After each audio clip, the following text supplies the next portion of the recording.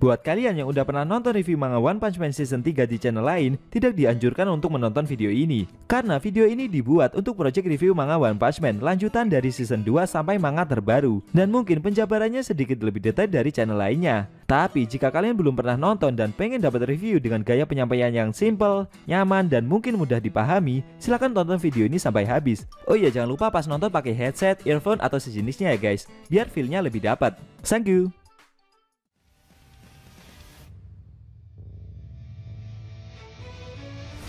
Hai guys, kembali lagi sama Enku di channel Endesu. Fans Saitama bisa merapat karena di video kali ini kita akan membahas lanjutan cerita One Punch Man Season 3 setelah Garo dan Tare yang diserang oleh monster Kirisakigu dan Mushigami.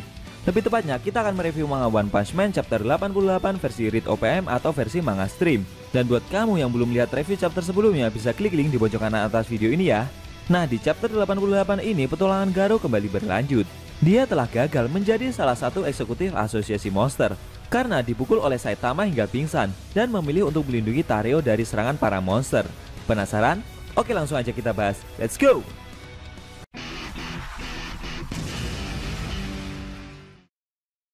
Di awal scene kita diperlihatkan Garo yang sedang melindungi Tareo dari monster Kirisakigu dan Mushigami. Monster Kirisakigu berkata jika mereka berdua diutus Gyoro untuk mengawasi Garo. Mereka ingin tahu apakah Garo benar-benar pantas untuk menjadi bagian dari asosiasi monster. Monster sejati atau hanya orang gila yang cuma ngaku sebagai monster saja. Garo bertanya kepada kedua monster tersebut, kenapa mereka berlagak sombong seperti itu? Karena menurut Garo asosiasi monster hanyalah sekumpulan monster lengah saja. Mendengar hal tersebut, monster Kirisakigu menantang Garo untuk membunuh bocah Tareo itu. Namun Garo menolaknya dan bertanya balik, kenapa dia harus melakukan hal tersebut? Monster Mushigami menjawab kalau monster adalah orang-orang yang sudah membuang sifat kemanusiaan dan orang-orang yang terbuang dari masyarakat. Untuk menjadi bagian dari asosiasi monster dan mendapat kepercayaan dari mereka, Garo harus berusaha. Karena menurut mereka, Garo belum membuang sifat kemanusiaannya secara penuh. Monster Kirisakigu menambahkan kalau mereka tidak butuh orang yang tekadnya setengah-setengah, karena mereka adalah asosiasi yang akan menguasai manusia. Jadi mudah saja bagi para monster untuk membunuh anak-anak yang lain. Lagian tadi Garo juga dikalahkan oleh pahlawan yang biasa-biasa saja pula. Monster Kirisakigu menduga mungkin saja Garo saat ini memang sedang lengah. Tapi setelah melihat semua yang terjadi, menurut kedua monster itu Garo tidak sekuat yang mereka kira. Mendengar perkataan tersebut, sekali lagi Garo menyuruh Tareo untuk segera pulang.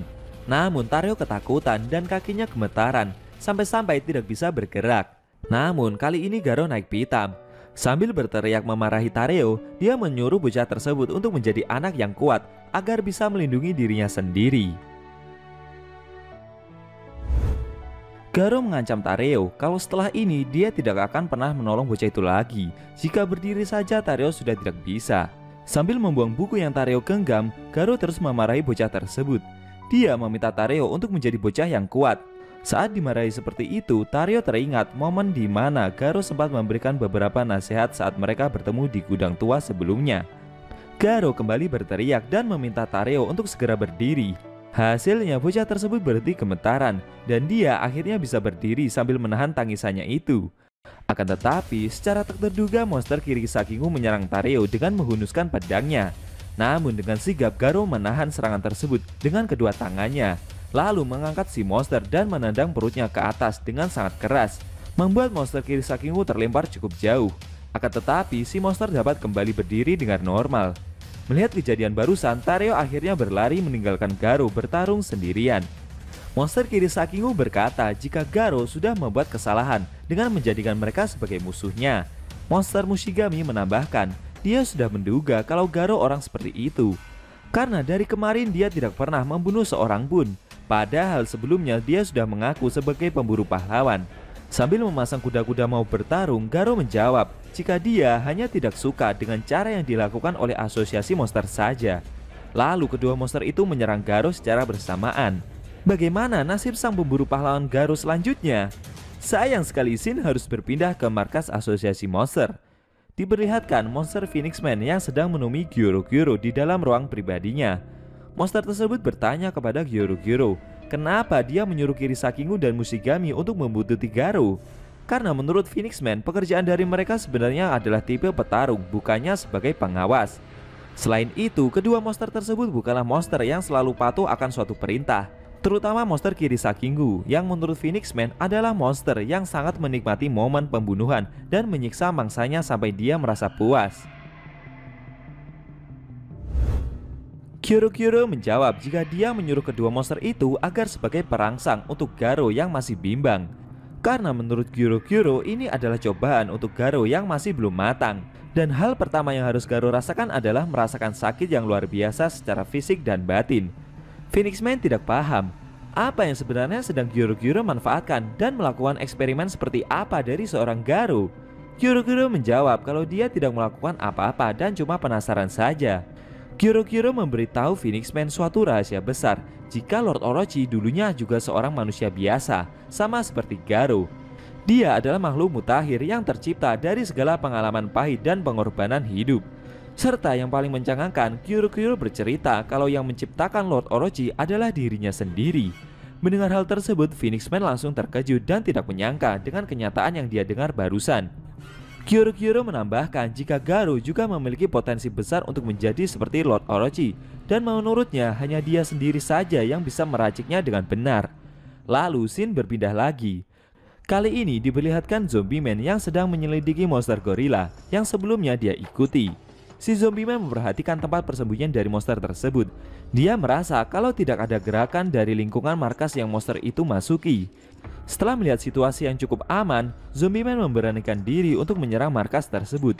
Dia menduga kalau rumah evolusi juga berhubungan dengan markas asosiasi monster yang mencoba menghancurkan seluruh umat manusia. Dengan percaya diri, Zombie Man berteriak di depan markas mereka sambil menodongkan pistol dan berkata jika dia adalah pahlawan bernama Zombie Man, sang manusia yang tidak bisa mati. Namun secara mengejutkan, monster gorila malah terkejut dan menjawab kalau rumah evolusi sudah hancur sejak lama. Zombie Man yang mendengar hal itu lebih terkejut lagi, guys. Beberapa saat setelahnya, Dr. Janus mempersilahkan Zombie Man masuk ke dalam rumah dan menyuguhinya secangkir teh hangat. Dr. Janus tidak menyangka percobaannya nomor 66 ternyata adalah seorang pahlawan kelas S dan satu-satunya percobaan yang berhasil dari serangkaian percobaan manusia kebal. Sudah lebih dari 10 tahun sejak kejadian tersebut dan Dr. Janus berpikir kalau Zombie Man suatu hari akan datang untuk membalas dendam. Secara tak terduga, Zombie Man langsung berdiri di depan Dr. Janus sambil mengayunkan kapak untuk bersiap-siap membunuhnya. Namun Dr. Janus yang melihat hal itu malah mempersilahkan Zombie Man karena dia sudah tidak punya penyesalan lagi dalam hidup sejak menyerah menjadi manusia abadi. Sebelum membunuh Dr. Janus, dengan nada keras Zombie Man bertanya kenapa dia tidak meneruskan rumah evolusi. Karena Dr. Janus bisa membangun ulang rumah evolusi berkali-kali selama dia masih hidup. Dr. Janus memiliki alasan. Dia telah menemukan kekuatan yang melebihi segala evolusi buatan dan merasa penelitiannya selama ini kalah dengan kekuatan yang orang itu miliki karena dia telah melampaui limiternya. Zombie Man tidak paham dengan limiter yang Dr. Janus maksudkan. Dr. Janus menjelaskan walau berusaha sekeras apapun, semua makhluk hidup bernyawa mempunyai batas kekuatan. Jika seseorang memiliki kekuatan yang terlalu besar, maka kekuatan tersebut akan menjadi beban baginya. Itu bisa membuat seseorang berubah menjadi monster yang gila dan tidak terkontrol. Demi memastikan supaya manusia tidak lepas kendali, Tuhan memberikan batasan terhadap perkembangan setiap makhluk hidup. Batasan kekuatan itu disebut dengan limiter.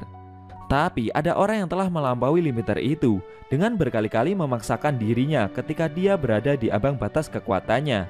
Zombie Man mencoba menyimpulkan jika kekuatan orang tersebut ketika melampaui limiternya akan jauh melebihi ideologi dari Dr. Janus yang selama ini ia kejar mati-matian. Lalu Zombie Man bertanya kepada Dr. Janus, bagaimana seseorang bisa mendapatkan kekuatan sebesar itu tanpa mengorbankan apapun? Dr. Janus menjelaskan, memang ada pengorbanan untuk mendapatkan kekuatan. Sebagai bayarannya, orang tersebut rambutnya jadi rontok dan menjadi botak. Selain itu, akibat kekuatan besar yang ia dapatkan, dia tidak bersemangat lagi dengan pertarungan apapun. Dr. Janus langsung tahu saat melihat ekspresi orang itu setelah dia mengalahkan petarung hasil percobaannya yang paling kuat. Zombie Man tidak terima dengan penjelasan yang Dr. Janus jabarkan barusan. Dia merasa kecewa karena orang yang menciptakannya sudah berubah menjadi makhluk rendahan seperti itu. Zombie Man berpendapat jika masih banyak sekali monster di luar sana yang tak menghiraukan batasan kekuatan. Selain itu, ada beberapa orang yang lebih kuat daripada monster, tetapi tidak menjadi monster dan mereka dipanggil sebagai pahlawan. Dr. Janus merasa apa yang dia jelaskan tidak sesuai dengan apa yang Zombie Man pikirkan. Dr. Janus melanjutkan penjelasannya. Saat manusia menjadi monster, itu disebabkan oleh reaksi sel yang tidak normal yang dipicu oleh perasaan negatif. Bisa jadi karena lingkungan yang mendukung perubahan sel itu, atau bisa juga karena hasil penelitian ilmiah seperti yang Dr. Janus lakukan. Terkadang ada juga hewan liar yang mengalami mutasi menjadi monster akibat terkena polusi yang terlalu banyak, dan semua kasus itu adalah perubahan suatu makhluk menjadi makhluk lain tanpa melampaui limiternya. Ada juga kasus seperti raja laut dan alien yang menyerang kota. Namun mereka sebenarnya bukan monster, melainkan makhluk yang memang terlahir dengan kecerdasan dan kekuatan besar sebagai musuh manusia. Kebanyakan pahlawan yang bisa melawan mereka adalah orang yang terlahir dengan potensi memiliki kekuatan besar dan mereka mendapatkannya dengan usaha keras dan bakat. Atau orang-orang yang memodifikasi dirinya menjadi cyborg atau hasil penelitian ilmiah seperti Zombie Man. Ada juga orang jenius dari lahir seperti Dr. Janus ataupun pengguna kekuatan supranatural seperti halnya pahlawan Tatsumaki. Tapi orang itu berbeda. Dia terlahir sebagai orang yang biasa-biasa saja, hidup sebagai orang biasa, dan tidak memiliki potensi apapun. Lalu dia melampaui limiternya hanya dengan kemampuan dan usahanya sendiri. Dr. Janus mengingatkan Zombie Man jika dia tidak akan bisa membayangkan kekuatan besar seseorang yang telah melampaui limiternya sendiri. Dibandingkan dengan ambisi kecil yang Dr. Janus inginkan, perbedaan kekuatan yang orang itu tunjukkan terlalu besar sampai membuatnya ingin tertawa. Dan mungkin Zombie Man akan bertemu dengan orang itu suatu hari nanti, karena dia juga adalah seorang pahlawan. Setelah mendengar penjelasan dari Dr. Janus barusan, Zombie Man semakin merasa kecewa dan sulit menerima kenyataan yang ia hadapi sekarang ini. Scene kembali ke pertempuran sengit Garo melawan monster Kirisakigu dan Mushigami. Setelah beberapa saat pertarungan mereka berlalu, Garo merasa jika dia bisa mengalahkan kedua monster itu, karena kekuatan mereka masih di bawah dari Silver Fang. Monster Kirisakigu dan Mushigami tidak menyangka Garo bisa sekuat itu. Padahal 2 lawan 1. Dari pertempuran barusan, kedua monster itu mulai mengakui kekuatan yang Garo miliki. Kali ini monster Kirisakigu dan Mushigami akan mulai lebih serius melawan Garo, dan mereka akan menggunakan kekuatan penuh untuk membunuhnya. Namun sambil memuntahkan giginya yang lepas itu, dengan percaya diri Garo berkata jika dia sudah tidak berniat melanjutkan pertarungan, karena Garo sudah hafal semua gerakan dari kedua monster tersebut. Sambil tersenyum, Garo menambahkan jika serangan mereka tidak akan bisa mengenainya lagi. Akan tetapi, secara mengejutkan datanglah monster Hedoro Kurage yang berhasil menangkap Tareo yang sempat kabur tadi. Melihat Tareo yang sudah tertangkap seperti itu, Garo langsung marah dan meminta si monster untuk tidak melibatkan bocah tersebut ke dalam urusannya. Namun tiba-tiba, monster Kirisakigu dan Mushigami menyerang Garo yang sedang lengah itu. Seketika, pemburu pahlawan tersebut terluka parah. Melihat Garo yang sudah tidak berdaya itu, monster Kirisakigu mencoba menghabisinya dengan tebasan pedangnya lagi, sampai membuat Garo bermandikan darah. Tidak lama setelah itu, monster Mushigami menghentikan monster tersebut dan mengingatkan jika mereka tidak diperintah untuk membunuh Garo. Akan tetapi, menurut Kirisakigu sepertinya itu sudah terlambat, karena akibat serangan brutal barusan, Garo sudah tidak bergerak sama sekali. Sambil membawa si bocah Tareo yang dijadikan sandera, ketiga monster itu pergi meninggalkan Garo yang tergeletak dengan penuh darah itu. Apakah Garo bisa selamat dari serangan fatal tersebut? Dan bagaimana nasib dari bocah Tareo yang disandra itu? Sayang sekali, scene cerita manga One Punch Man chapter 88 telah berakhir.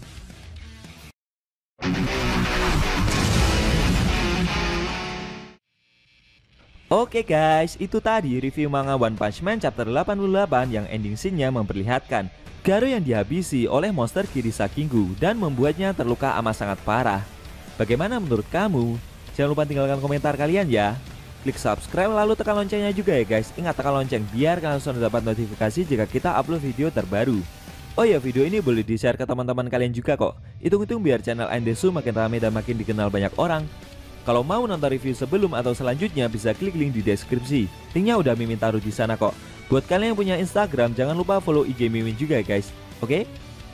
Tekan like kalau suka sama video ini dan dislike kalau nggak suka. Jika ada kata-kata dari Enkun yang kurang pas, Enkun mohon maaf dan sampai bertemu di video review manga One Punch Man Season 3 selanjutnya.